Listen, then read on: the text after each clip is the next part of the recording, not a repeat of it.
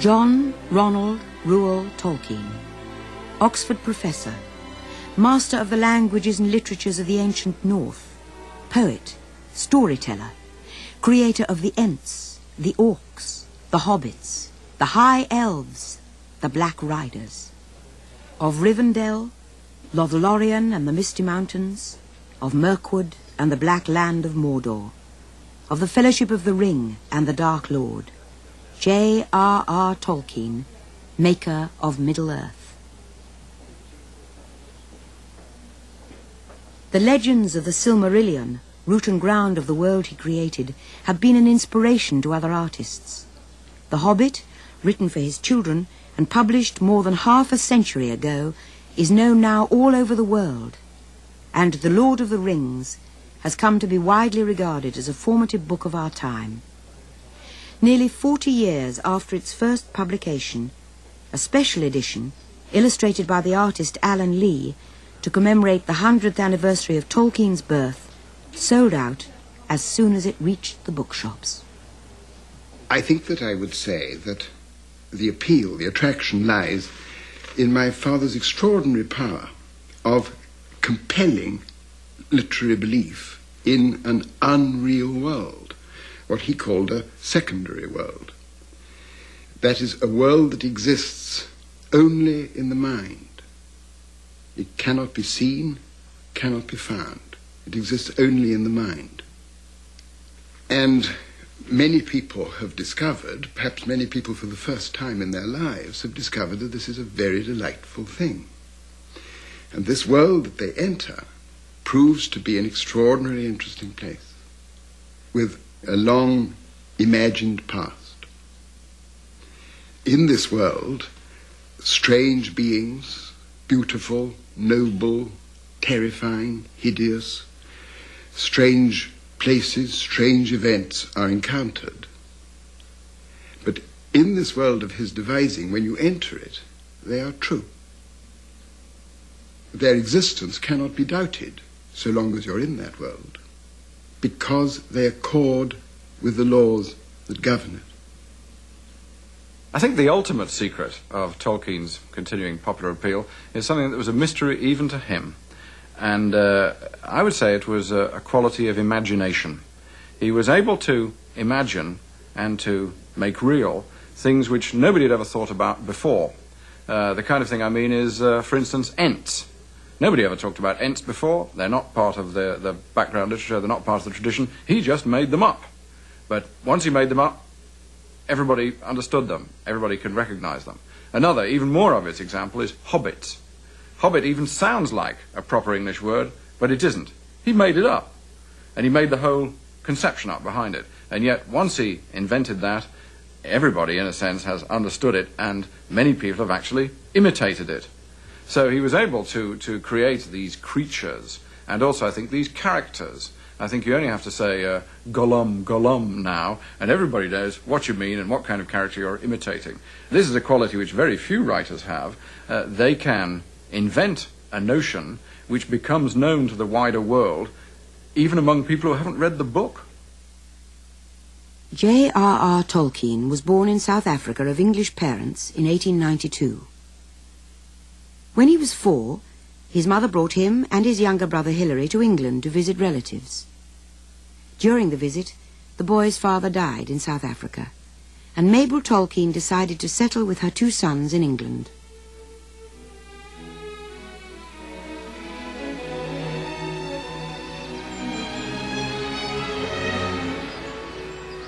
It was to the rural hamlet of Sarehole, on the southern edge of Birmingham, that Mabel Tolkien brought John Ronald and Hilary. This was the countryside where she herself had been brought up, and it was here that Tolkien first discovered his deep and abiding love of nature and his roots in the West Midlands. Tragically, when John Ronald was 12, Mabel Tolkien died. She had converted to the Catholic faith some years previously, and inspired by her memory, J.R.R. Tolkien remained a devout Roman Catholic all his life, as his eldest son, Father John Tolkien, recalls. It's one of those things that if you have something like that, you can't sort of say particularly where it comes out, I think. it pervade all his thinking and beliefs and everything else. So I think he was very much always the Christian, and didn't like the changes in the church in post-war. Of course, he very strongly couldn't see any point in abandoning Latin, because he spoke Latin. And he had his tiny little missal, which he'd always had. I don't know how long I've got it actually, in Latin. He used to try and struggle with using the Latin missal with the English Mass. Clearly, as soon as his mother became a Catholic and he became a Catholic, he just breathed that air and it all fitted in together. But I wouldn't mean for a moment that it was his intention to write a book that would teach Catholic ideals through a book that not necessarily, that wouldn't necessarily have been crude allegory, but it wouldn't have been the kind of thing that he would have done. No, the values are there all the time because he was that kind of person. But I don't think the primary intention at any time was to exhibit noble ideals to the world and try to persuade the world to live by them. I think he just held these ideals. The world of Tolkien's books was already forming in his mind during his school days at King Edward's in Birmingham, and later as an undergraduate at Oxford University. His third son and literary executor, Christopher Tolkien, who lives in France with his wife Bailey, has edited and published many writings that were left in manuscript form at his father's death. He speaks of the nature of Tolkien's world, what he himself calls a secondary world. In his secondary world, which he worked on all his life, he developed it to this extraordinary vastness, solidity, and coherence, which is, I suppose, unique. And this secondary world, which is usually referred to as mistakenly, but entirely understandably, as Middle Earth, this comprehensive secondary world, inevitably it's his world.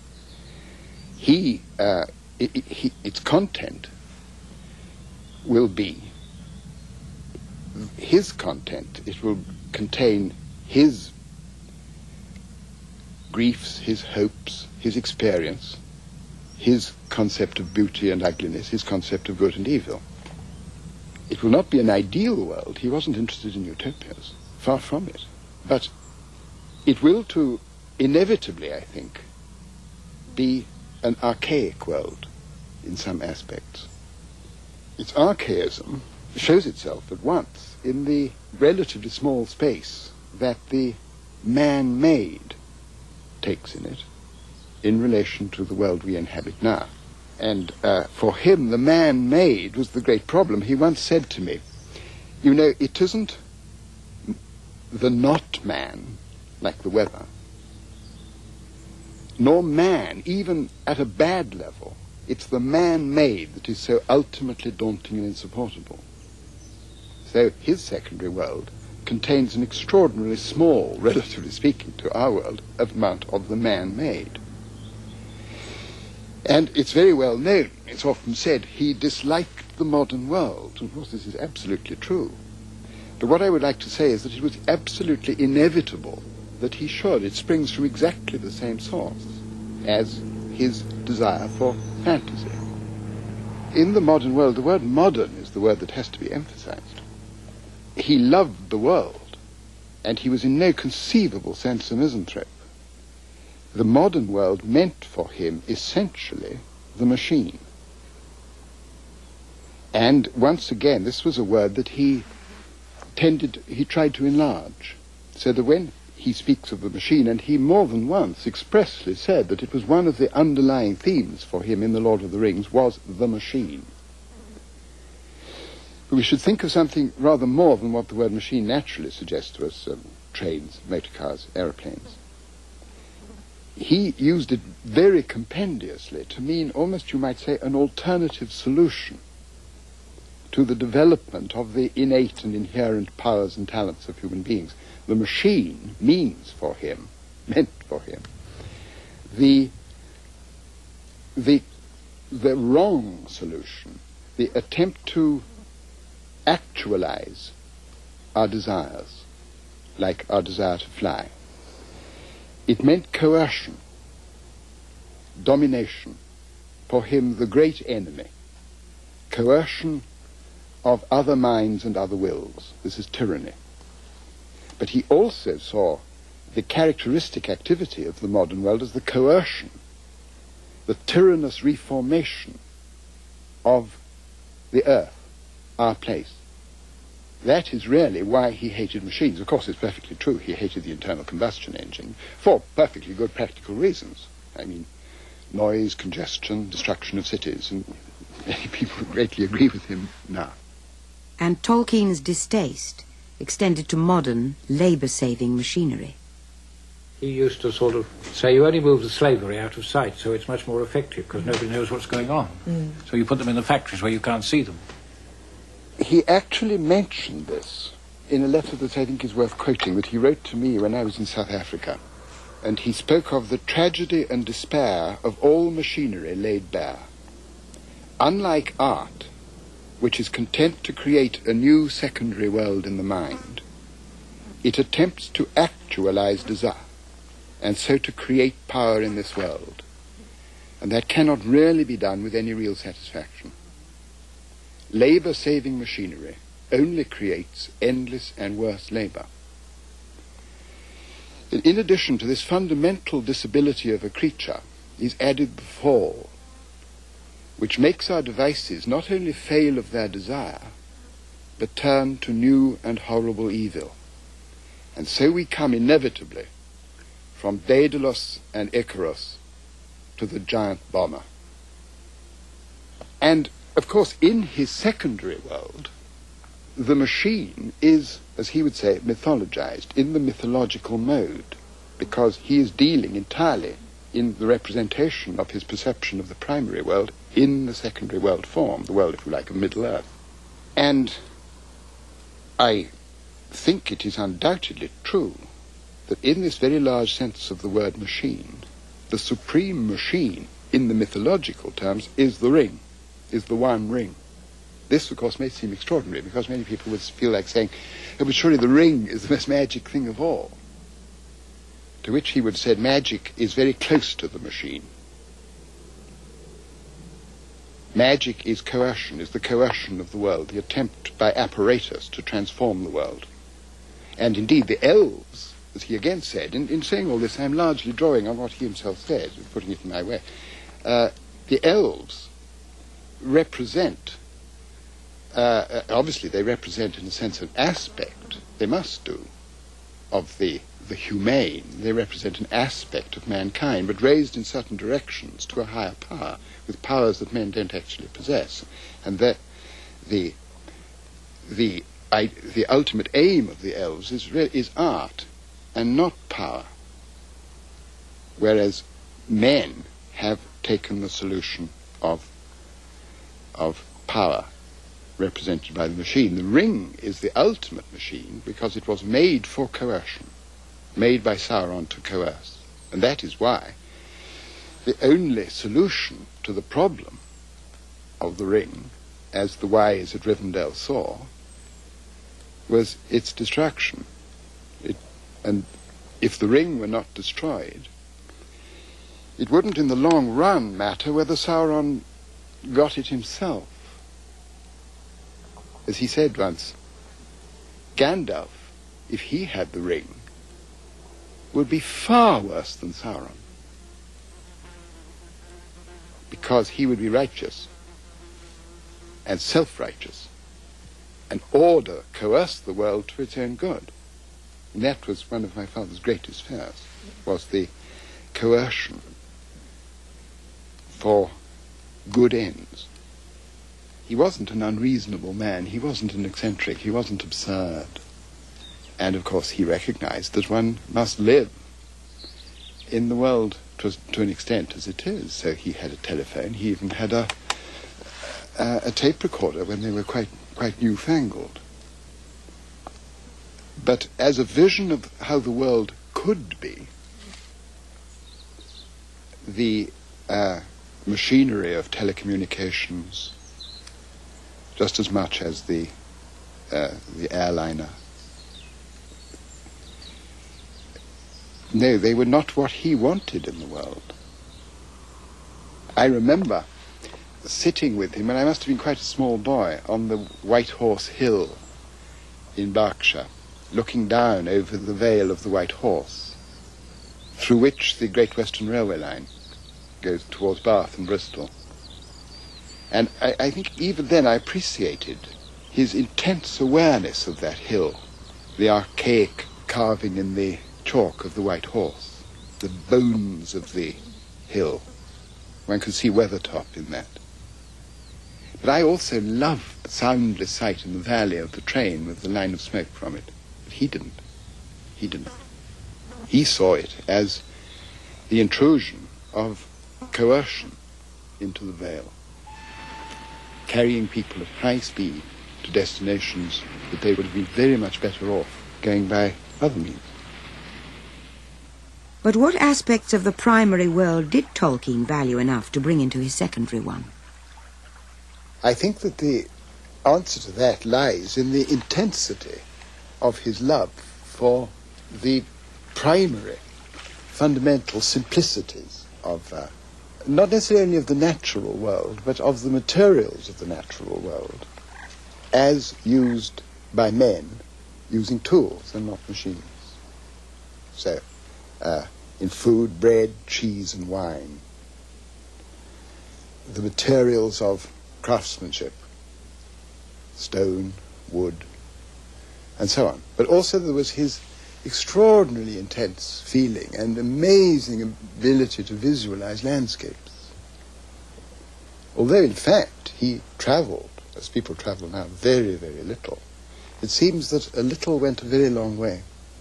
And he had a great range of taste. Many people would naturally, I think, and rightly associate him with, well, of course, with trees, which has perhaps been, in a certain sense, exaggerated, because they had some sort of thing about trees. But trees are part of a much larger thing. Or one associates him with the Shire, because he so often said that he was hobbit-like. But I remember a letter, one of the many letters he wrote to me in South Africa, where I had been complaining volubly, as usual, about the awfulness. I didn't like it. In memory, I love it. I would love to go back. Just as he once said that he would love, no, he never did, to go back to the long streets of Artois that he hated so deeply in the war. He said, I would have to go back. But he said, speaking of South Africa and the high veld where I spent so much of the time, all you say about the dryness, dustiness, and smell of the Satan-licked land reminds me of my mother. She hated it as a land and was alarmed to see symptoms of my father growing to like it. But oddly enough, all that you say, even to its detriment, only increases the longing I have always felt to see it again. Much though I love and admire little lanes and hedges and rustling trees and the soft rolling contours of a rich champagne, the thing that stirs me most and comes nearest to heart satisfaction is space. I would be willing to barter barrenness for it. Indeed, I think I like barrenness itself whenever I've seen it. My heart still lingers among the high stony wastes, among the moraines and the mountain wreckage, silent in spite of the sound of thin, chill water. Intellectually and aesthetically, of course, man cannot live on stone and sand, but I, at any rate, cannot live on bread alone. And if there was not bare rock and pathless sand and the unharvested sea, I should grow to hate all green things as a fungoid growth. It is more passionate and exaggerated style. But I quote that because this is true. He could even, Bailey and I used to think that his marvellous description of the land called Ithilien, through which Frodo and Sam and Gollum passed on their way into Mordor, this beautiful land of quick waterfalls and herbs that smelt when you walked on them, extraordinarily like parts of Provence, which he'd never seen. His sense of land and landscape was more than merely visual. Together with the language spoken by the people of the land, it was for him an essential element in what he described as his primary passion. A passion of mine ab initio was for myth and for fairy story, and above all for heroic legend on the brink of fairy tale and history, of which there is far too little in the world accessible to me for my appetite. I'm not learned in the matters of myth and fairy story, however, for in such things I have always been seeking material, things of a certain tone and air, and not simple knowledge. Also, and here I hope I shall not sound absurd, I was from early days grieved by the poverty of my own beloved country. It had no stories of its own, bound up with its tongue and soil, not of the quality that I sought, and found as an ingredient in legends of other lands. There was Greek, and Celtic, and Romance, Germanic, Scandinavian, and Finnish, which greatly affected me, but nothing English, save impoverished chapbook stuff. Of course there was and is all the Arthurian world, but powerful as it is imperfectly naturalized, associated with the soil of Britain, but not with English. It does not replace what I felt to be missing. In the same letter, he went on to say, "Once upon a time, my crest has long since fallen, I had a mind to make a body of more or less connected legend, which I could dedicate to England, to my country." For Tolkien, this was a way of replacing that which England had lost. How was England demythologized? I would say the short answers are 1066 and the Industrial Revolution. In 1066, the English literary class was eliminated or dispossessed. We don't know what went down the plug with them, but we do know that native English literature was replaced very soon by a French-based literature. And what we've got left from before 1066 are fragments. We've got Beowulf with Grendel, we've got Beowulf with the dragon, we've got the strange Sigil-Herwan creatures who come out of Exodus. We don't have any Old English reference to Wudu-Wasan, wood-woses. We only get people remembering them some hundreds of years later. But the memory of them some hundreds of years later indicates that perhaps there was a time when people really did know what they were, but we don't know about it anymore, because all that's been eliminated. So a whole tradition, I think, of non-human supernatural creatures has just been wiped away with only a few smears and scratches remaining. And that is something which happened to England because of 1066, which didn't happen to other European countries.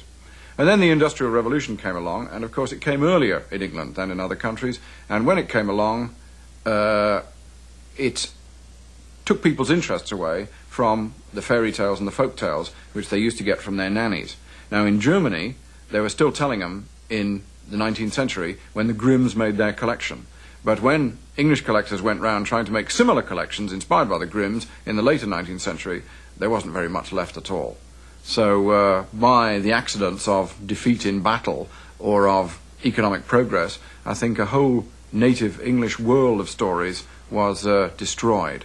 And ever since then, England has not had, as it were, a native mythology. It's had to borrow things from other people, like trolls from the Scandinavians, for instance. As a Dane, as a somebody brought up in this part of the world, and brought up with a lot of the Norse sagas and the Eddas and things like that, which quite naturally came into my school curriculum, I recognized such a lot of little snippets and bits and pieces. I said, I wonder who this man can be. He must know an awful lot about Norse mythology. And I could also see that he was doing fascinating things with words and names. And I could recognize little snippets again, which was, I mean, quite plain Norse or I don't know ancient Norse myself, but I know Danish, of course, and I also know both Swedish and Norwegian. So I have a fairly broad knowledge of Nordic languages. And I could see that this was a most unusual business. And I remember I even thought that there were bits that in his created languages, which sounded very much like Finnish. And it was only much, much later that I realized that they did indeed. Love of language was a fundamental element in Tolkien's creativity. At the same time, his love of the natural world inspired him throughout his life. He loved trees and flowers with a deep, urgent love, but I don't think he could really be called a botanist. He didn't have that kind.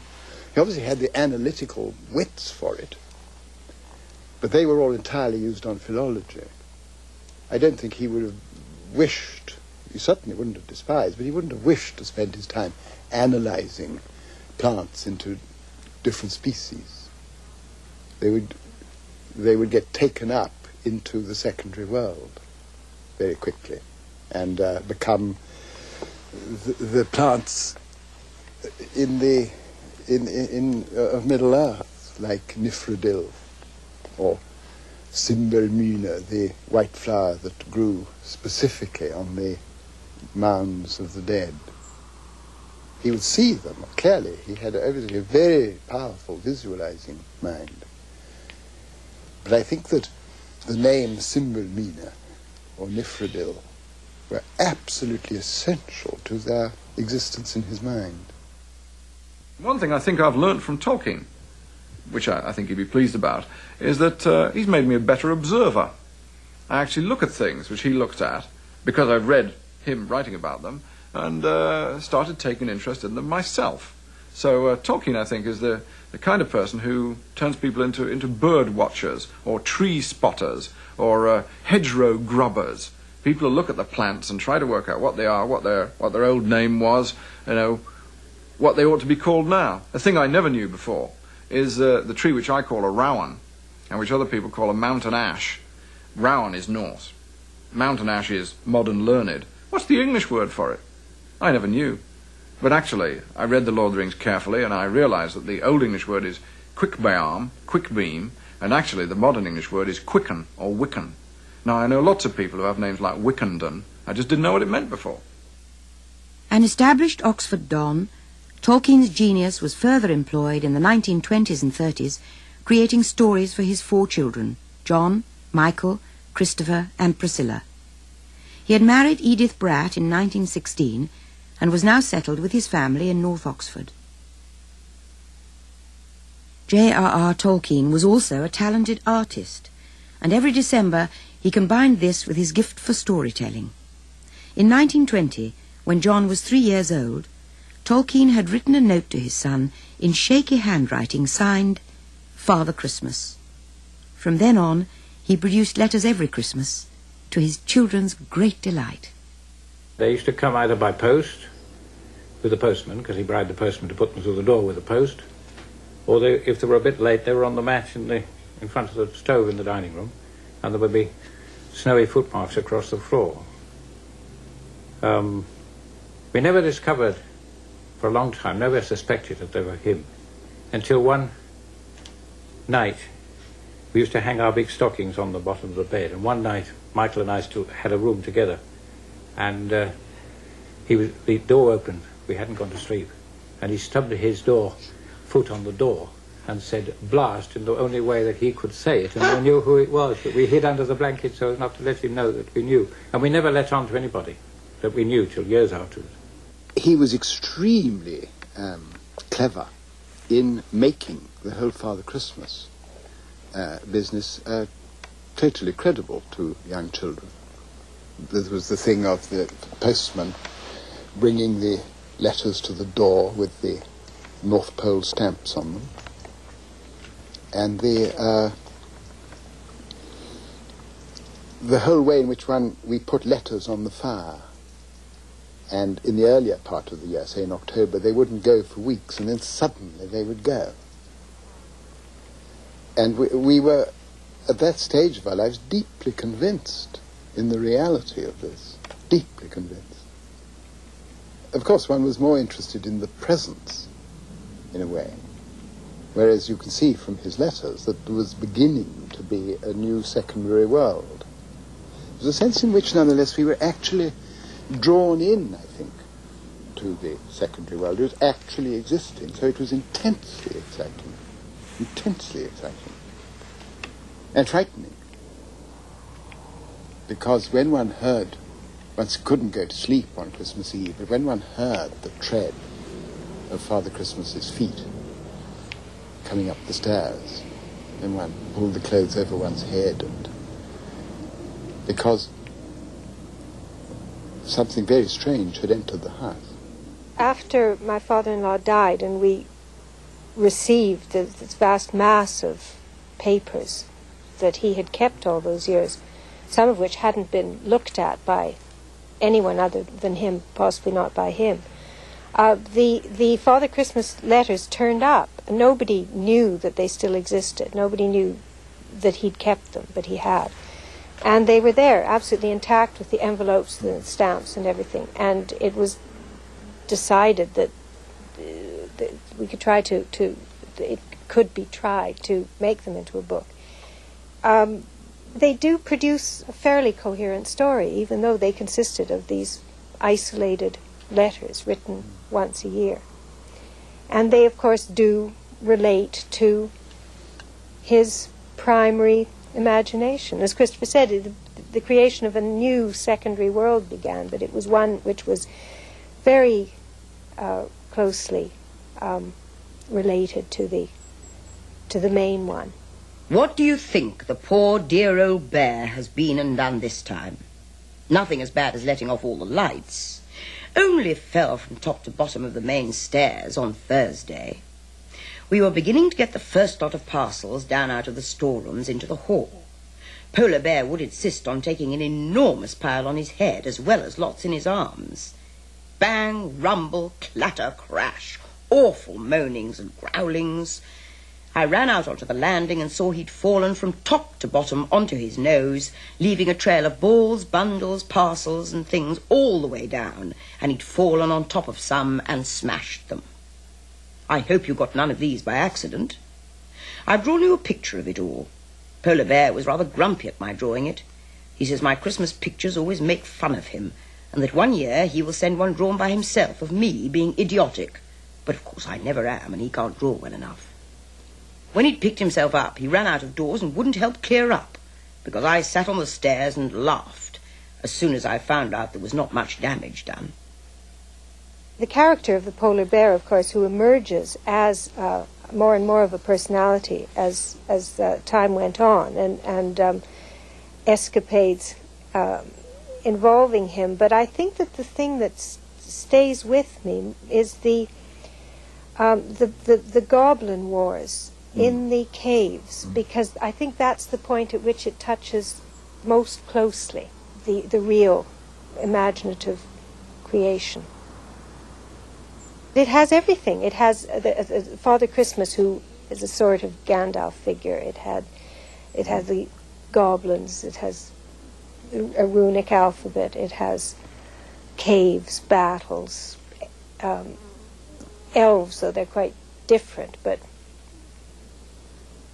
everything is there. The Father Christmas letters were produced in book form after Tolkien's death, edited by Bailey Tolkien. But the first of his creative works to be published took shape as a long story read to John, Michael and Christopher on winter evenings. Now a classic children's book, The Hobbit, began in an unusual way. The actual beginning, though it's not really the beginning, but the actual flashpoint was, I remember very clearly. I can still see the corner in my house in 20 Northmore Road where it happened. I got an enormous pile of exam papers there, and marking school examinations in the summertime is an enormous, very laborious, and unfortunately also boring. And I remember picking up a paper, and actually if I nearly gave an extra mark for it, extra 5 marks, actually. There was one page on this particular paper was left blank. Glorious. Nothing to read, so I scribbled on it. I can't think why. In a hole in the ground lived a hobbit. I think the hobbits function as replacements for us, or as creatures with whom we can identify. And I think this is something that happens quite a lot in historical fiction. To give an example outside Tolkien, C.S. Forester's Horatio Hornblower stories have been very successful over a long period. And there you have a character set in the brutal world of the Royal Navy in the 19th century, with the lash and the rum ration continually being described. You can't help thinking, how would someone like me manage in a world like that? And the answer is perhaps not too well. Well, Hornblower is a 20th century person in a 19th century setting, and he actually expresses the attitudes that we would feel, and he shows somebody who is like a 20th century person coping very well in these extremely difficult circumstances. Well, the hobbits are rather like that. I wouldn't say they're exactly 20th century people, but they're obviously English people. And they're English people who are coping in a world which, in a sense, is far too big for them. And yet they grow into it. You get Bilbo Baggins at the start of The Hobbit being quite sneered at by the dwarves, who think he's absolutely no good for anything and nothing but useless baggage. But as the story goes on, Bilbo, though he doesn't become a hero like the dwarves, nevertheless shows that he can survive in that world, that he can manage, and that he has qualities which are at least comparable with the heroic qualities of the characters by whom he's surrounded. The Hobbit, published in 1937, was a success, and the publisher, Stanley Unwin, wrote to Tolkien, "A large public will be clamouring next year to hear more from you about hobbits." They were to hear a great deal more about hobbits. Hobbits are just rustic English people, made small in size because it reflects the general small reach of their imagination, but it's not the small reach of their courage or latent power. I think the hobbits are not only specifically English, but Tolkien would have said straight away that they're specifically West Midlanders, that they remind him of the society of his youth, and they come actually from Warwickshire, Worcestershire, possibly Oxfordshire, Herefordshire, but he really means a very close area. And in many ways they represent, as it were, traditional English feelings. One of the things, for instance, which Sam Gamgee says at one point, which is quite anachronistic in The Lord of the Rings, he says to Gollum, who is complaining about the food as usual, he says, "Look, if we ever get home, Gollum, I'll cook you some nice fish and chips." Well, potatoes actually shouldn't exist in Middle Earth because they are, a late introduction to this world. Nevertheless, fish and chips is the traditional English diet, and that naturally then is what the hobbits offer. That's their main idea of a delicacy. They're also, I think, in a sense, a voice from the past, not the remote past, the rather recent past. But the hobbits have the attitudes, perhaps, of my grandfather's time. They are firmly attached to comfort, to 6 square meals a day if they can get them. They haven't heard about dieting or slimming or anything like that. You would never get a hobbit jogging, I think, under any circumstances. Nevertheless, they have virtues of their own. And they are, as Tolkien says, surprisingly able to endure rough handling. There is a kind of toughness in the fibre which they have. Yet Tolkien himself was equivocal about both them and the book. On the 14th of December 1937, 2 months after The Hobbit had been published, and I think about 2 days before he began The Lord of the Rings, he said to a friend of his, he wrote to a friend of his, "I don't much approve of The Hobbit myself, preferring my own mythology, which is just touched on, with its consistent nomenclature. Elrond, Gondolin have escaped out of it, and organized history. I prefer that to this rabble of Edaic-named dwarves out of the Voluspar, new-fangled hobbits and golems invented in an idle hour, and Anglo-Saxon runes."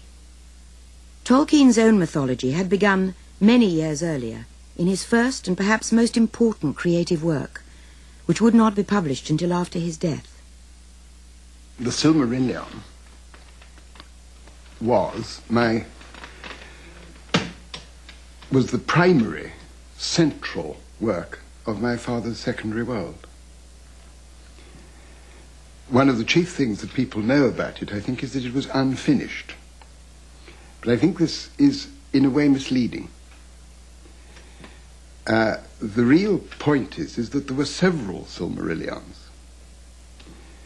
When he was a very young man, during the First World War, and in the years immediately following, he wrote a work called The Book of Lost Tales, which the little notebooks that he used still exist, little penny notebooks, And some parts of it, he recorded, were written in the trenches under shell fire. And this was the first Silmarillion, although he didn't then call it that. It's quite unlike his later manner of writing, when he adopted a much more remote, exalted even, manner for his mythology. It's more immediate. It's even funny.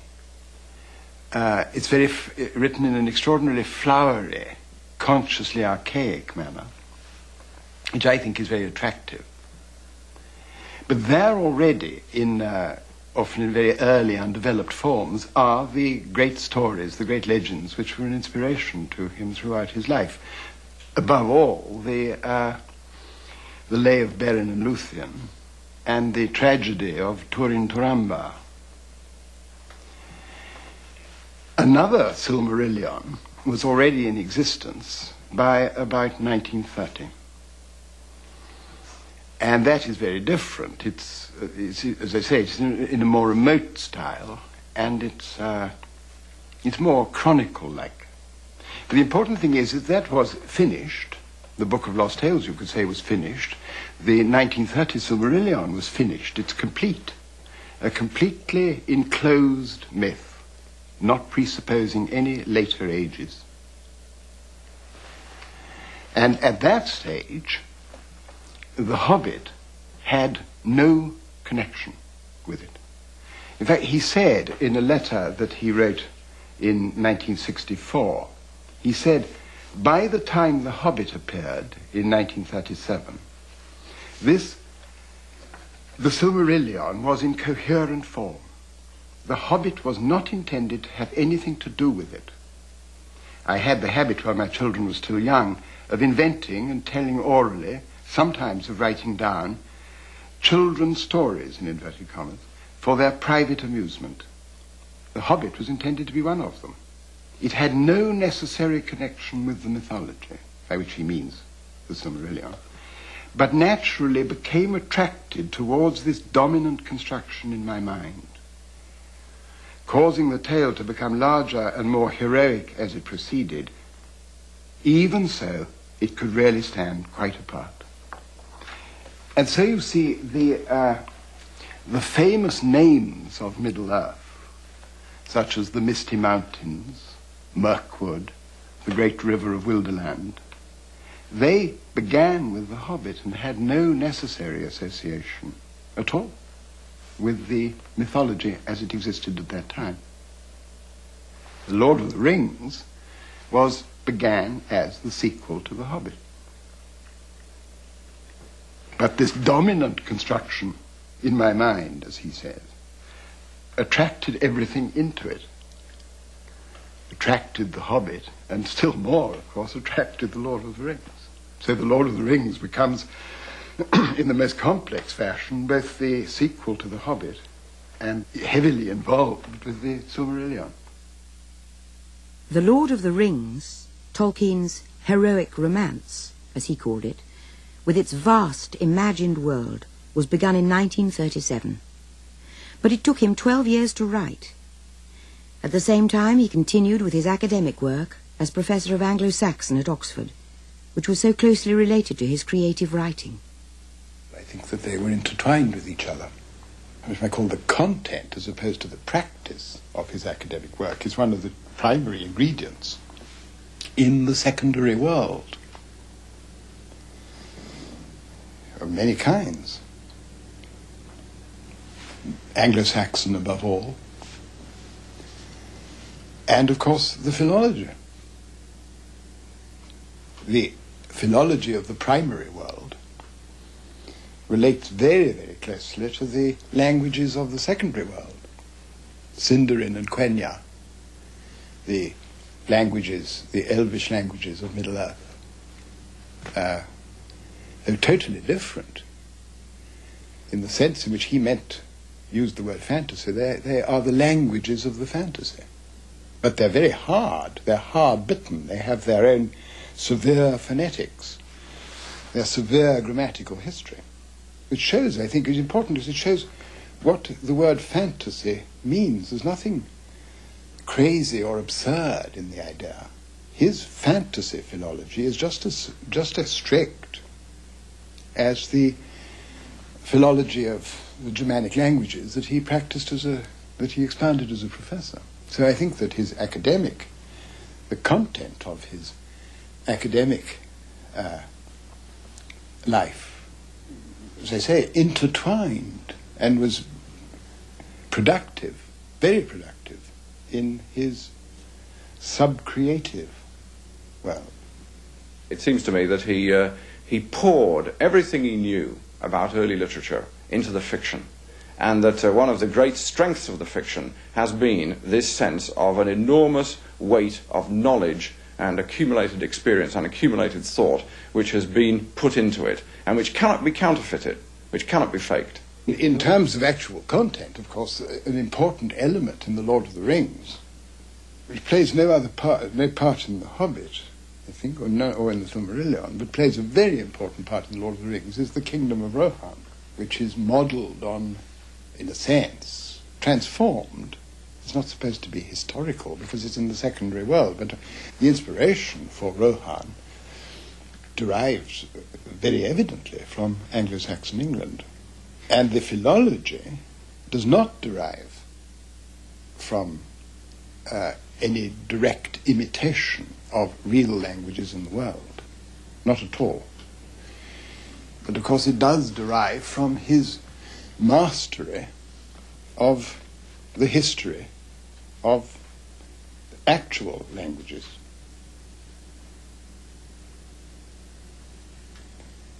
That is to say, his knowledge of the history of English, German, so forth, other Germanic languages. He used this kind of knowledge, his knowledge of phonetics, of phonetic history, to devise his own languages. That is what gives them their extraordinary credibility, because he composed them historically. He started from ancient forms, and just as with a real language, within the history of Middle Earth, he devised the changes of pronunciation that overtook them, just as they do in real languages. And therefore, if he wanted a new word within one of these languages, he didn't simply select a few syllables that attracted him. He worked out what that word would actually be. And he works out, as it were, the sound changes that will, fictionally, will have passed over them in the course of time, as they do in all languages. And this is what gives to these languages their extraordinary, one of the most powerful things in his works, even for those who have no understanding of the nature of the philology, this extraordinary sense that they cohere, they are real, they have the trademark of being a totally individual speech. Just as even if you don't know French, you can say that's French or that's Swedish, because they have the characteristic note and quality, and his languages do that. And were the languages Tolkien created comprehensive? They're not entirely comprehensive because they don't have a big enough vocabulary.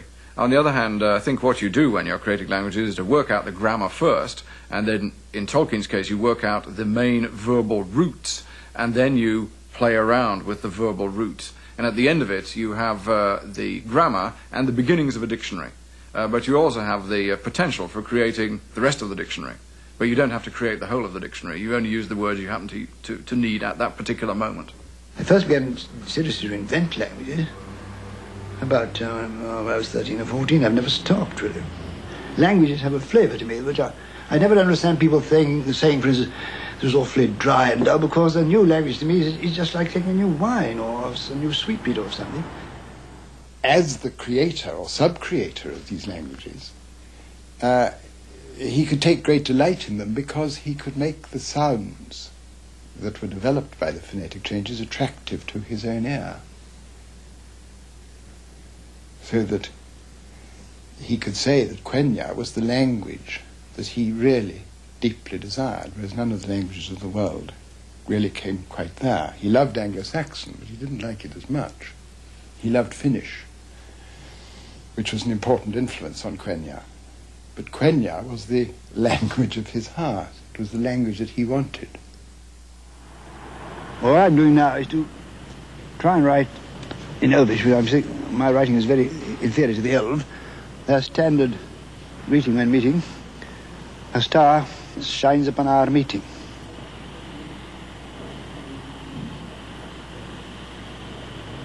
Oh, Lord. I've made a mistake, haven't I?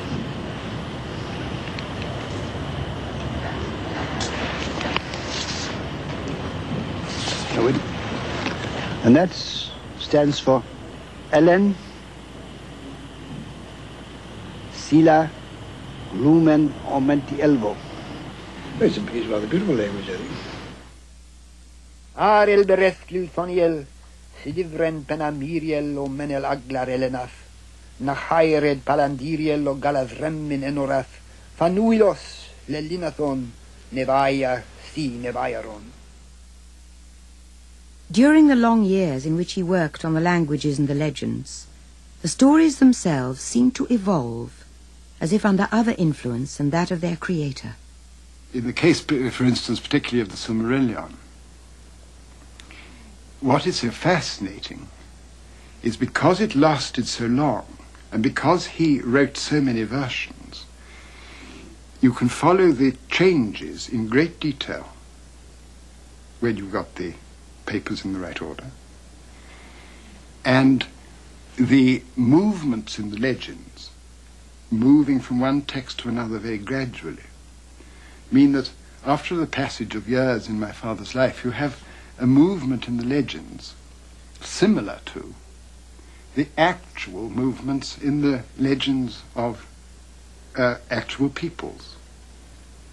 So you see, in one particular case I can think of, a great king in the earlier stages of the mythology, Orodreth of Nargothrond. He slowly, as the years pass, becomes diminished and is ultimately rejected completely from the dynasty, the kingly dynasty he belonged to. And the reason for this was that another of my father's legends slowly made contact with the first one, and the internal dynamics of the legends forced this king into a inferior, and therefore he becomes cowardly, weak, and in a sense disappears through the sheer internal energy or dynamics of the movements of the legends. Throughout his life, J.R.R.Tolkien enjoyed discussing literary subjects with his friends and colleagues. He belonged to many literary clubs, both official and unofficial, where lively debates took place. In Oxford for many years, he was a central figure in a group called the Inklings. They met every week in a pub called the Eagle and Child. It's only strangers who call it the Eagle and Child. It's really the Bird and Baby. And in the Bird and Baby, the Inklings, who were a group of like-minded dons and neo-dons, used to meet from 1939 right through the war. They came every Tuesday lunchtime. They sat in this room, and they were, in fact, a club, a male club. And they met also in evenings in C.S. Lewis's rooms in Magdalen. Very few outside his generation came to them.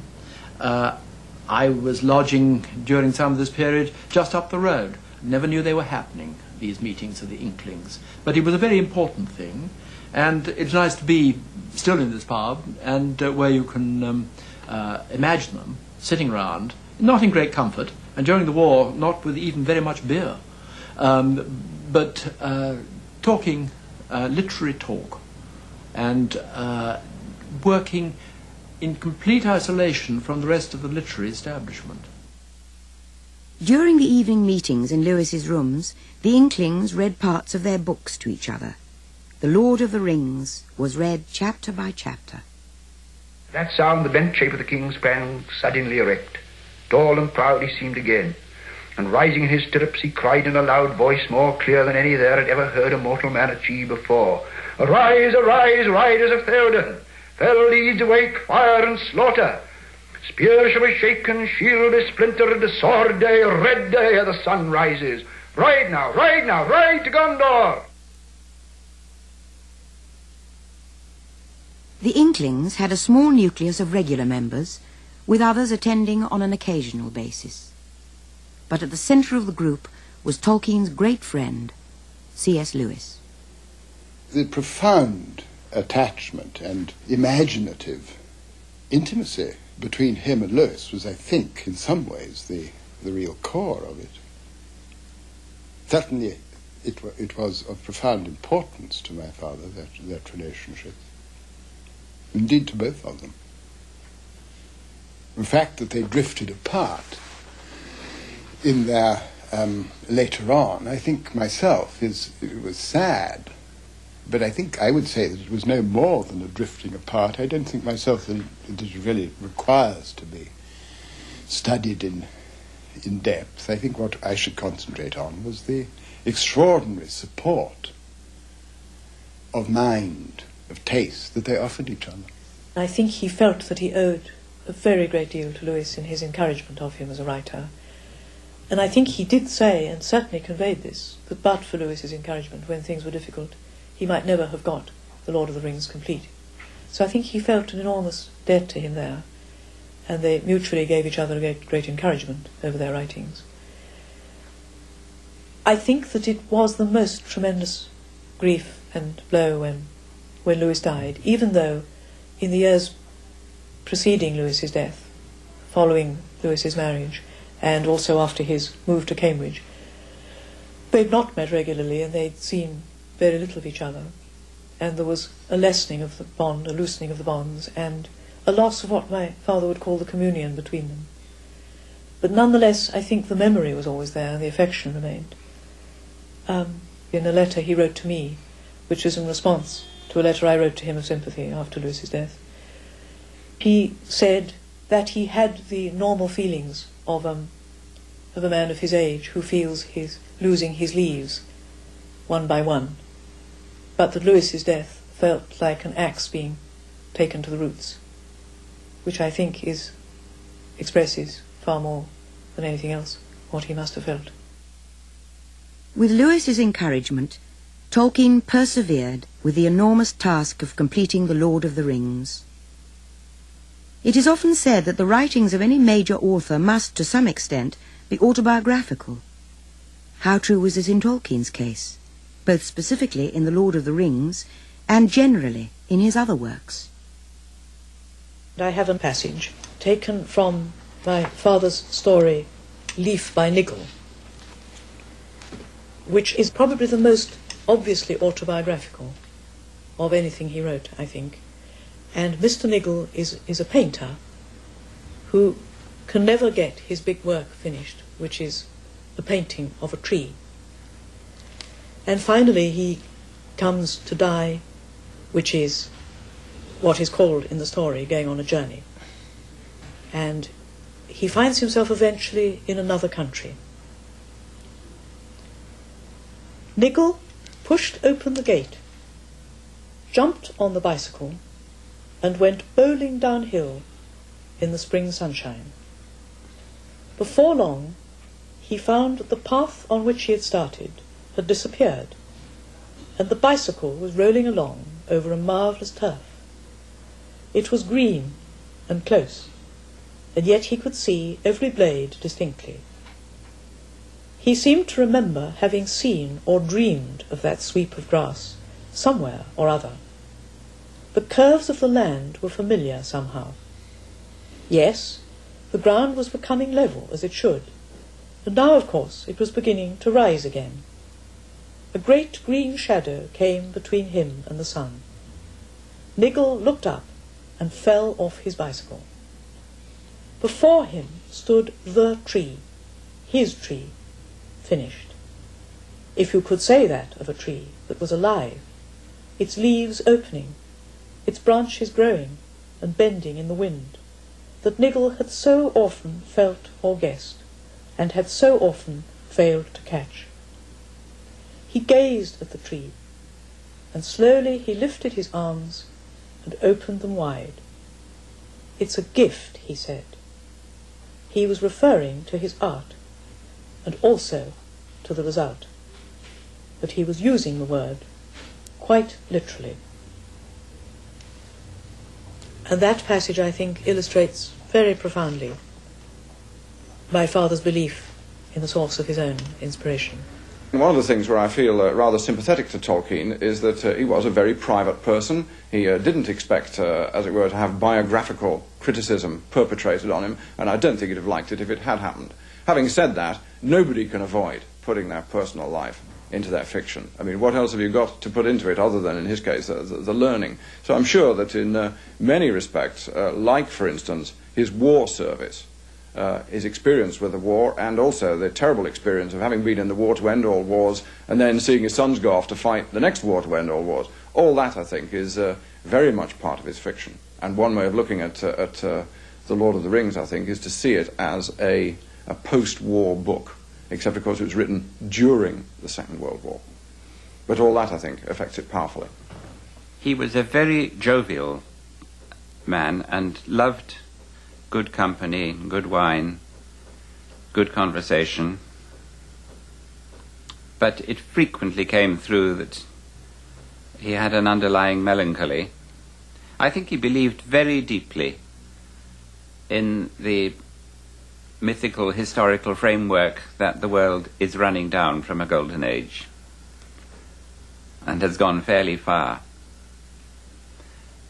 And that, of course, is also the framework of his whole creative work, now that we have so much more than just The Lord of the Rings.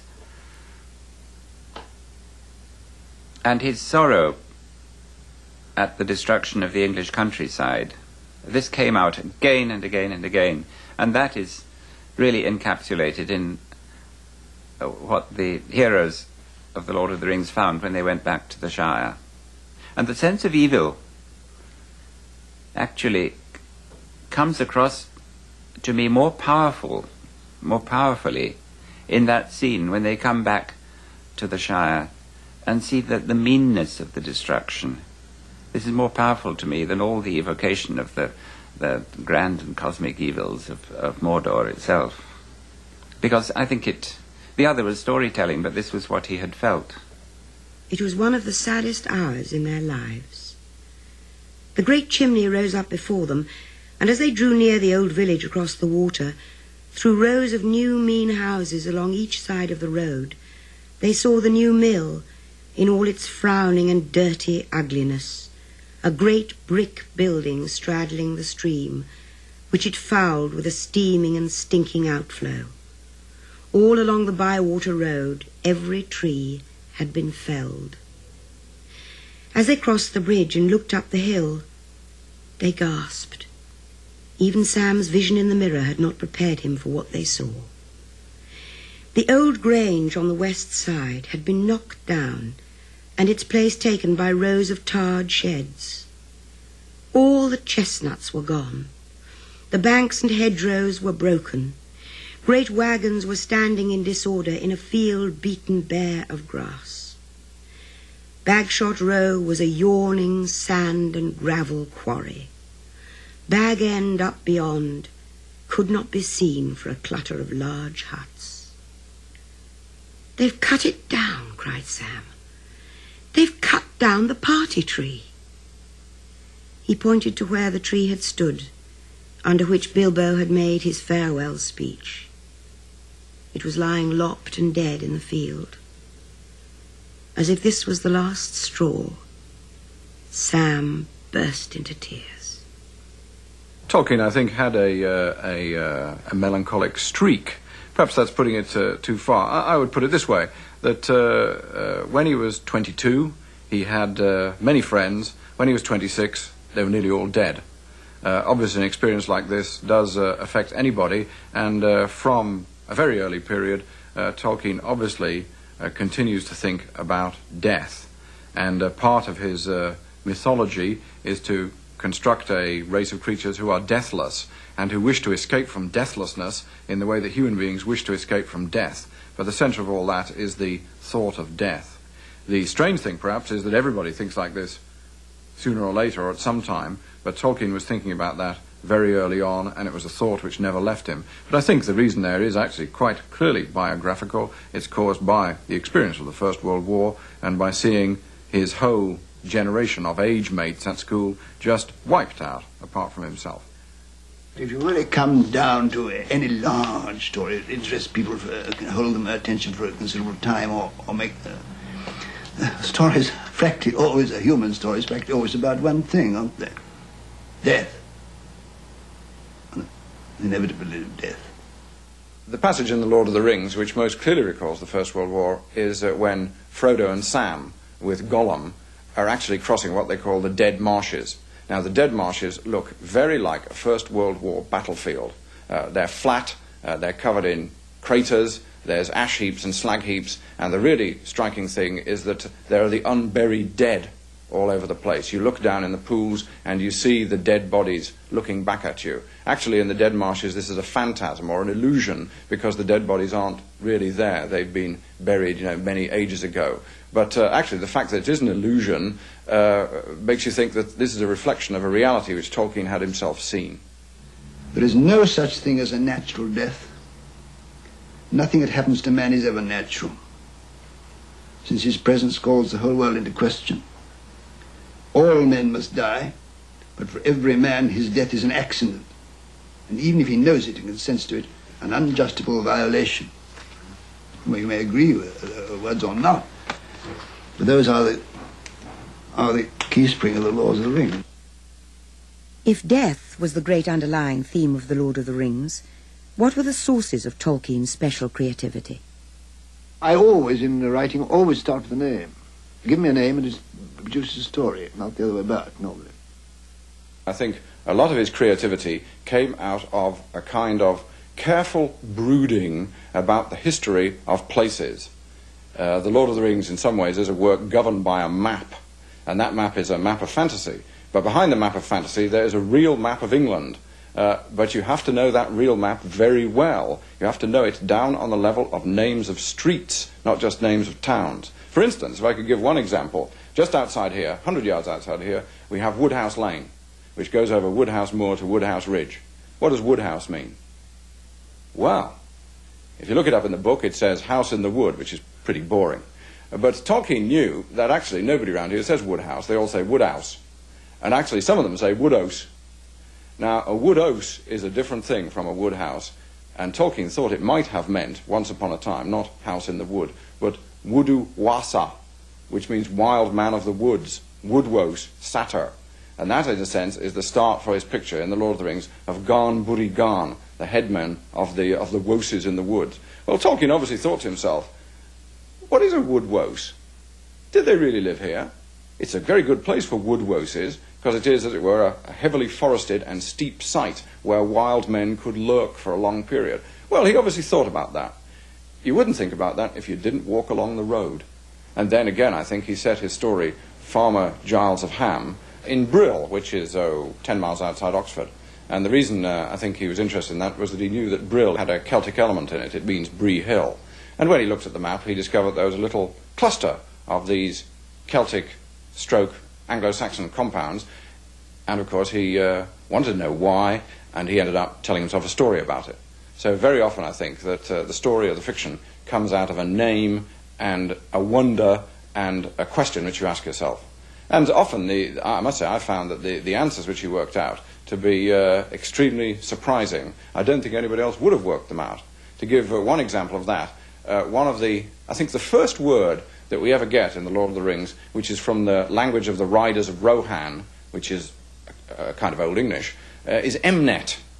And when I first read this, I thought, Emnet, never come across it. Don't know that word. Wonder what it means. So I looked it up in the Oxford Book of Place Names. And of course, there is a place called Emneth. Actually, it's Emneth, and it's in Norfolk. And then I worked out what it meant in Old English, and it means Emonmeth, the even meadow. And I realized, actually, that what Tolkien had asked himself was, if the Old English had not lived in a wooded, hilly island, but lived on a flat grass plain, what would they have called the flat grass plain? What would their word be for steppe or for prairie? What would the native English word for that be? And he answered that it actually would be an emnet. And we haven't got any emnets in England, except actually, of course, in Norfolk. That's the one place where you do find flat grass plains. So he told himself that this is the answer to it. And again, the thought and the word and the place name give you a major element in the culture, in the whole build-up of the riders of Rohan, of the Riddermark. So all the time, I think, his mind turned on names and places and landscape and history. And it's from that the fiction develops. The love of word lore came first, and then the imagination of a world for the languages to live in, and then the story grew with this extraordinary experience to which he bore witness, that the story told itself, that he, as it were, heard it and put it down. And two of the things that give it its incredible coherence and convincingness, inducing what Coleridge called the suspension of disbelief, is that the languages are so coherent. Whereas in many other fantasies you feel that the names are like pantomime names, they're just reached out from here and there. But his names are all coherent, and he explains they've all got meanings in the different languages. And the other thing is that he had this strong experience that it was given to him, that he was recording something that was happening, and therefore the story was all important. Priscilla Tolkien recalls that parts of the story of The Lord of the Rings had a powerful effect on her, particularly the description of the Black Riders. I remember that I had nightmares about the Black Riders. It was so powerful. The other thing I remember too is that when I came to read the book and reread it a long time afterwards, I still felt just as frightened, even though I knew what was going to happen, that they would eventually get away, as it were, from the Black Riders. And that, I think, remained in my mind as a very important fact about literature, that the important thing is the threat and is the feeling that you have, the fear, and not actually knowing what happens. That's perhaps one reason why I always have found whodunits rather unsatisfactory form of reading, because if it's just the thrill of finding out what happened, you don't really want to read it again. But if it's the emotion, then that's forever if it's great literature. And it's a very good book. It's well written. It's extraordinarily rich and complex. It has some very sharply drawn characters. And it is an absorbing story. It's one of the oldest stories, The Journey, and one of the newest in its new-old treatment. But the book itself is good. It's not just a freak.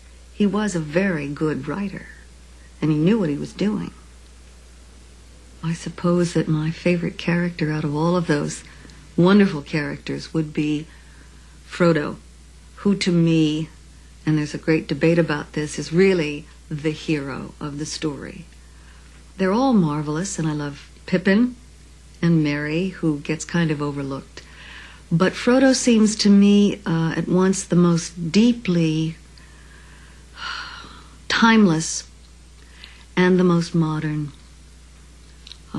of all the people in the story.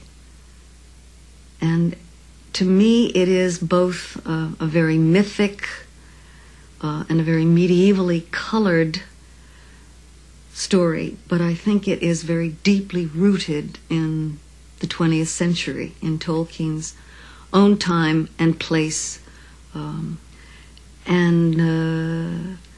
sensibility. And I think Frodo reflects that more than any of the others. He is somebody who takes on a job because he has to, that nobody else wants, and that is doomed to failure. He's too little for it, literally and metaphorically, and yet he rises to it better than anyone else could. And he fails heroically. And that, to me, is very much a manifestation of our own time and place and what everybody feels about this century that we're in. Frodo is the most ordinary and the most extraordinary of the hobbits. Very quiet. He doesn't have the personality quirks that some of the others do that makes them more fun to play. He doesn't have the speech patterns that Gollum has, or the kind of childishness that makes Gollum terribly attractive.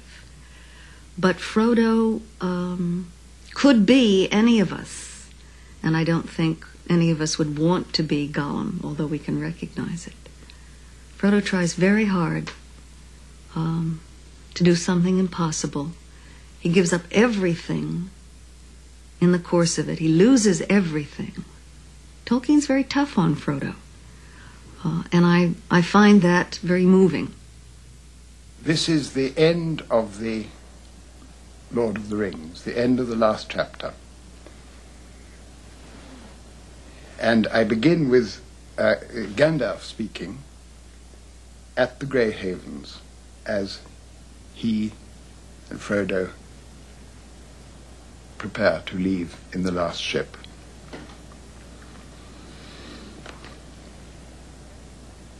Well, here at last, dear friends, on the shores of the sea, comes the end of our fellowship in Middle Earth.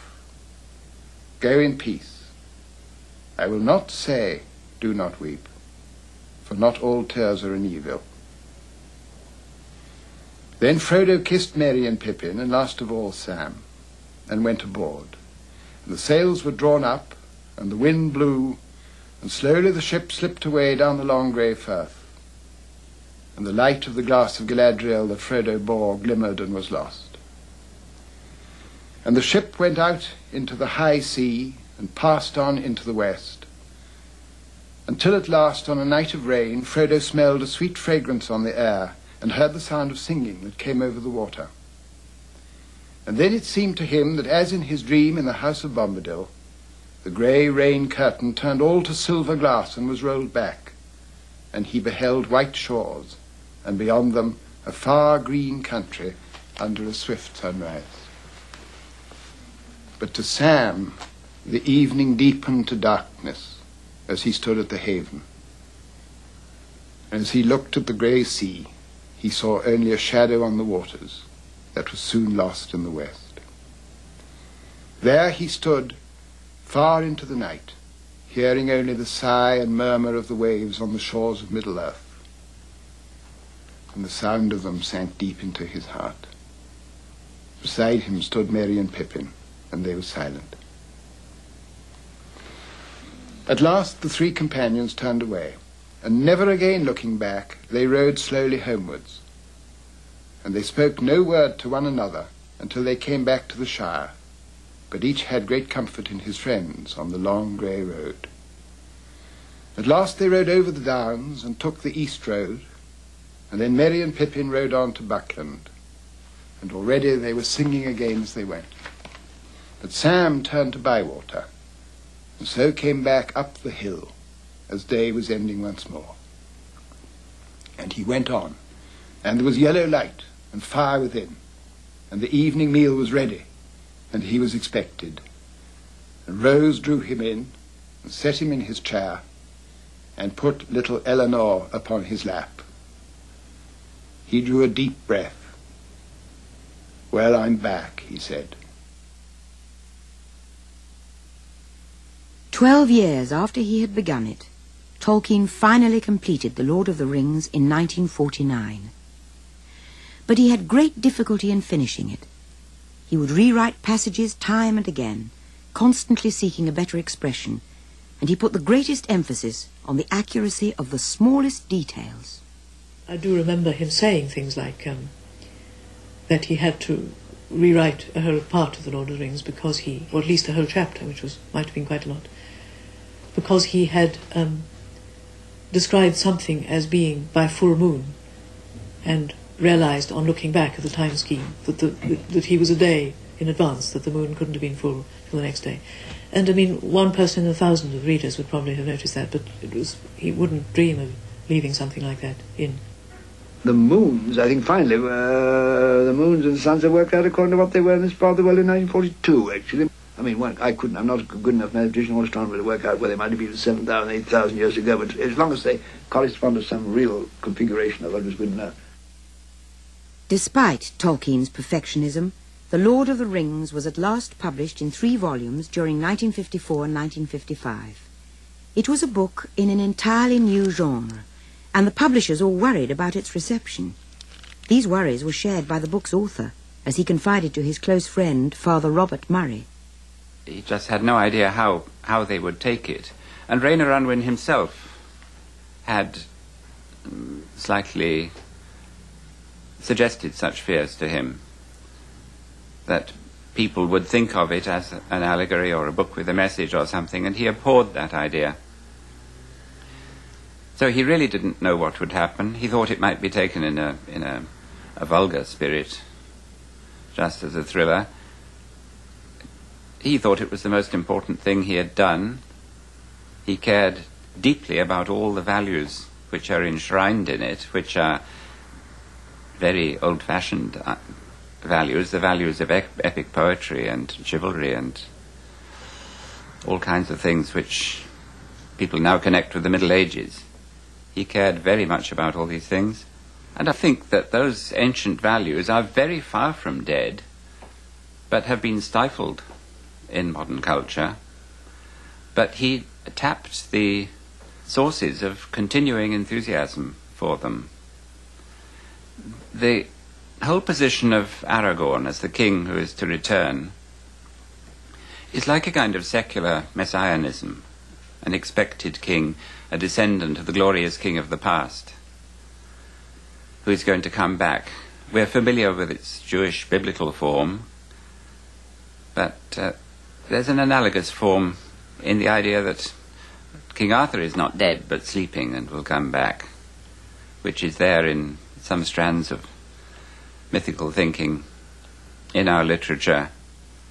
And I think he tapped all that. And in a letter to Father Murray, Tolkien said, "I am afraid it is only too likely to be true what you say about the critics and the public.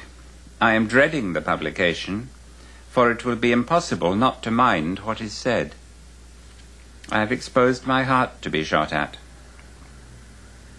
I think the publishers are very anxious too, and they are very keen that as many people as possible should read advance copies and form a sort of opinion before the hack critics get busy." When it first came out, most of the first reviews of it couldn't have got it more wrong. I think my favourite comment is by the reviewer in the Times Literary Supplement, 25th November 1955, who nailed his colours to the mast.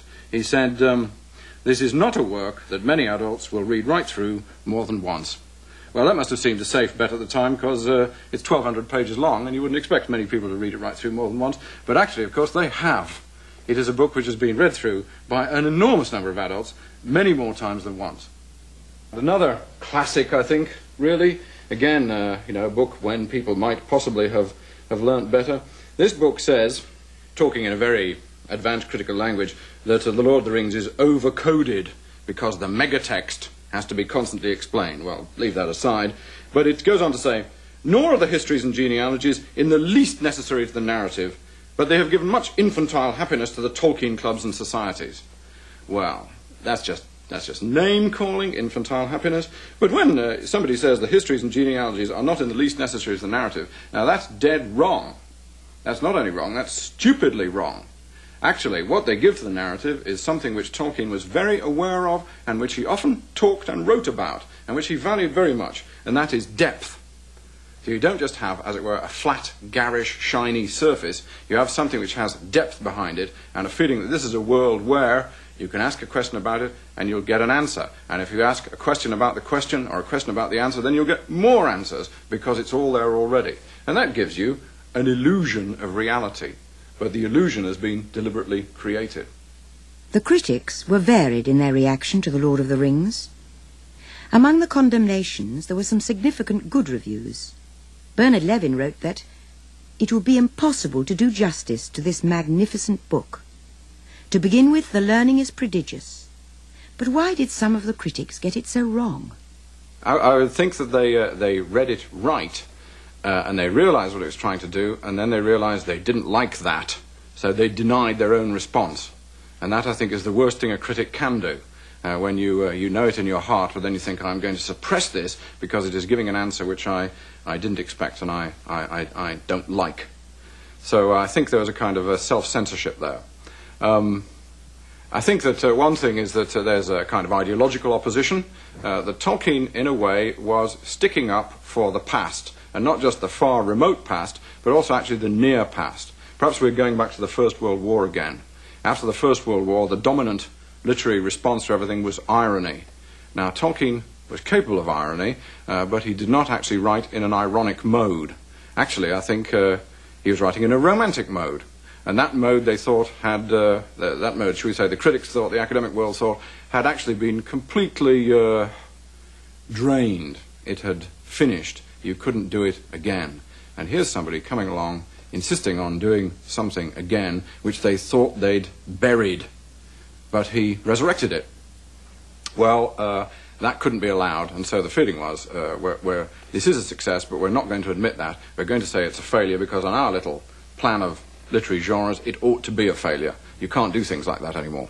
People are various, and tastes differ, and not everybody's going to like the same thing. I don't recommend The Lord of the Rings to people, because I'd rather have them discover it, and because I'm not sure, until I know somebody very well, whether they're going to like it or not.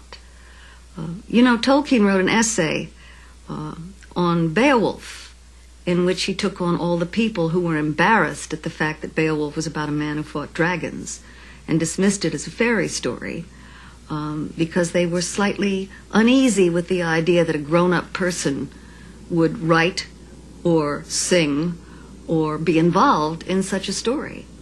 And I think there's still a lot of people who would have that response. And for those people, that's not their book. And for people who like that sort of thing, that's the sort of thing they like. Among the people who definitely did not like Tolkien's book were many of his fellow academics, and this attitude prevails today. The academic reaction has been, I think, comically bad. I can understand people saying, I don't like this book, and I don't think anybody should like this book. That makes sense. But from the moment The Lord of the Rings was published, you got people saying, I don't like this book, and nobody else does either. And that's just not true. You can say, I don't like it, and anybody who does like it is an idiot. That's understandable. But then you've got to explain why there are so many people like that. And actually, it would be a better idea to try to explain why it was successful. But actually, there's been very strong aversion, as I say, to doing that. There were people who are reading the book and then averting their eyes and talking about some other book they thought they might have read. But they disliked it so much they couldn't watch it. They couldn't see it clearly. Now that, I think, was quite an interesting reaction. If you create that reaction in people, you have, so to speak, hit them on the funny bone. And you then wonder quite, how he managed to do that. But I think there's another reason, which is this, that Tolkien, like me, was the professor of English language. And he spent his time teaching Old English and Middle English and Old Icelandic and unfashionable subjects like that. Well, as long as that stayed in a kind of ghetto, people were quite prepared to accept it. It was a minority subject taught to small numbers of students, which could perhaps safely be patronized. And what I think was particularly irritating was to find that the literary success of the century coming out of Oxford University was not one of the runners they'd backed, but one of the runners they hadn't backed. In fact, one of the runners they were dead sure wasn't going to start. And the sudden appearance, as it were, of this minority subject appealing to a very large community over the heads of the accredited scholars and the accredited literary critics and the academic world in general, that actually must have been, a shock and an embarrassment. And I think those reactions are still very prominent. The Lord of the Rings' popularity and appeal may have offended the academic establishment, but the book became a huge success, with a particular following in the United States, where part of its appeal was its very Englishness. I think he's profoundly English and very deeply rooted in a particular time in his country's and in Western European history, a sort of between the wars period which I think his work very much reflects, although it is not an allegory of it. But any great work is going to exceed its national boundaries without betraying its own cultural heritage. And I think The Lord of the Rings does become international partly by virtue of the fact that it is so very English. I was aware that the book had gotten a sort of second wind because I would see people reading it in grocery store lines and bus queues and things like that. I wasn't so aware of what has since become described as the Tolkien phenomenon or the Tolkien cult. And I'm not sure that it was that. It coincided with the time of great upheaval in our political and social and psychological life. And the book did speak very strongly to a lot of young people at that time, but it's kept on speaking since. Letters from readers poured in from all over the world. One of these came from the then Princess Margrethe of Denmark. She had read and been greatly moved by The Lord of the Rings. Ever since I grew up, I have loved fairy stories, legends and sagas, and to find that anyone of today obviously shares the same love and moreover takes it seriously enough to write a complete new cycle of legends as natural as the traditional ones has been a wonderful experience. But I do not think I have ever believed in fairies or elves so much before I got to know The Lord of the Rings. I don't think your tale would have been possible if the elves hadn't had a hand in it. There seems to be something more to it than can be explained by scholarly imagination and inspired writing. With her letter, the princess enclosed some semi-abstract illustrations which Tolkien liked. In particular, her drawing of the devastated Shire showed a scene which he described as dismally and meanly hideous, dreadfully like what happened to the village in which I lived as a child almost as soon as I had left it. Well, of course, I mean, one can't help remembering the hymn line of the Dark Satanic Mills. Of course. I've been to school in England for a year, so I know. Otherwise, I suppose I just... his description of these houses with ugly, narrow windows corresponded so very much to, among other things, the sort of ugly buildings that the Germans put up during the war in certain places where they fortified the coasts on the west coast, looking onto the North Sea, and you can spot those buildings even today immediately because the proportions of the windows are so ugly, strangely narrow and high-shouldered, unpleasant. And it was so strange that he should describe exactly the same kind of ugliness that to me is the essence of ugliness, of bad architecture, so to speak. So I suppose that's what I tried to put in.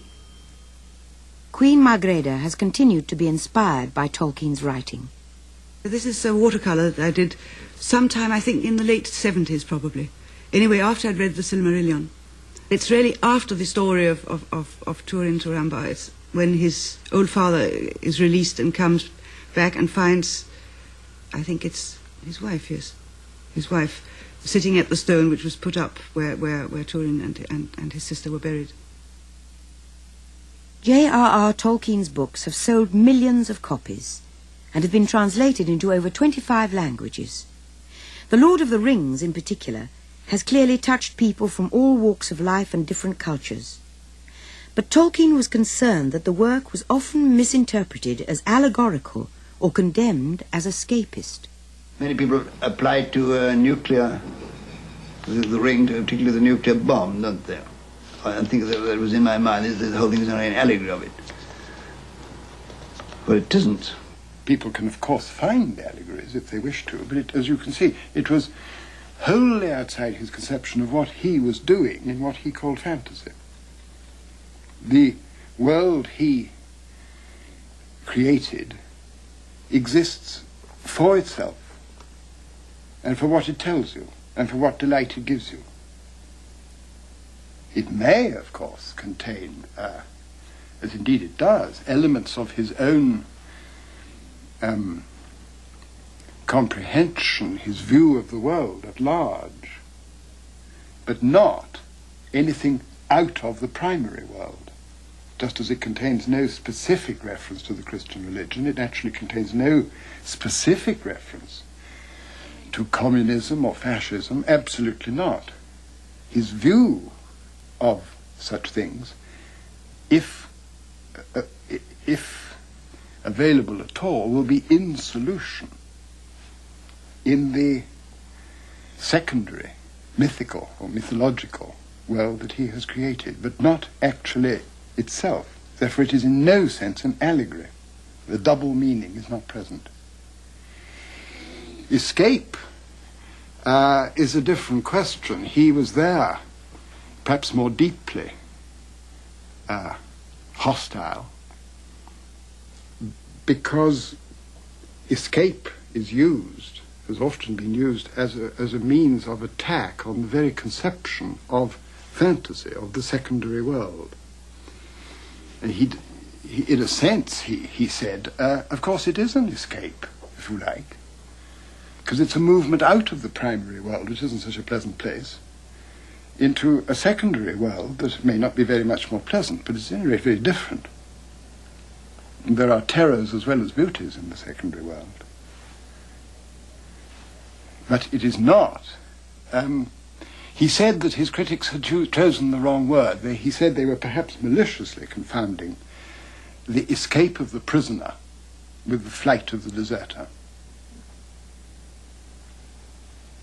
And why should what he offered, if it is escape, not be the escape of the prisoner, which in other contexts is regarded as a very noble thing to try to do, to get away? But they are twisting it and suggesting that he shouldn't get away. He should stay very firmly in the primary world. With all the attention he was receiving, instead of a quiet retirement, Tolkien found to his amazement that his books had brought him enormous success and fame.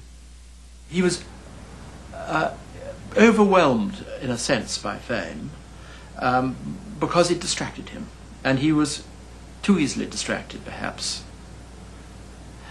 He did have a few luxuries which fame gave him when the money began to flow. He took taxis, for instance, but outwardly he was the same man, living in the same modest way, absolutely unspoiled. And this was very, very attractive to those who came, as I did, to see him. He was not the grand man famous to give you more than a quarter of an hour. He was the same Professor Tolkien, interested in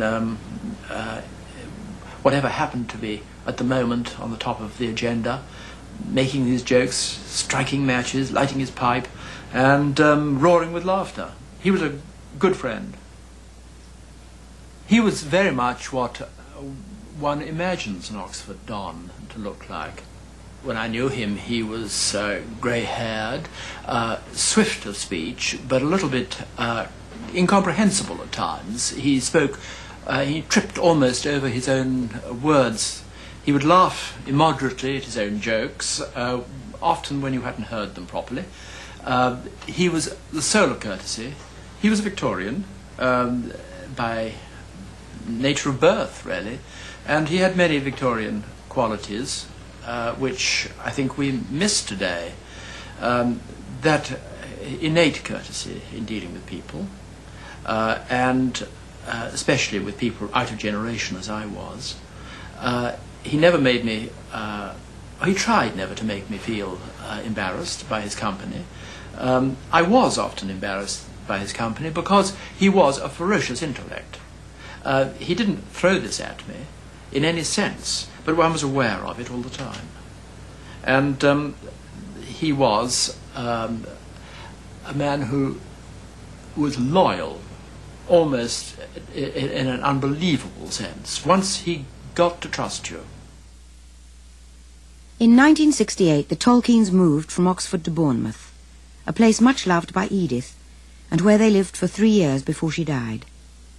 Tolkien returned to Oxford when Merton College offered him rooms in a neighbouring street, close both to the college and its gardens, whose beauty and serenity he had always enjoyed.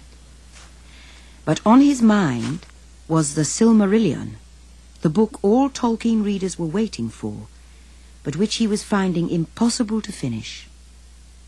I think one must say it was the last version of the Silmarillion that he couldn't finish. He couldn't finish a Silmarillion that would stand in relation to the Lord of the Rings.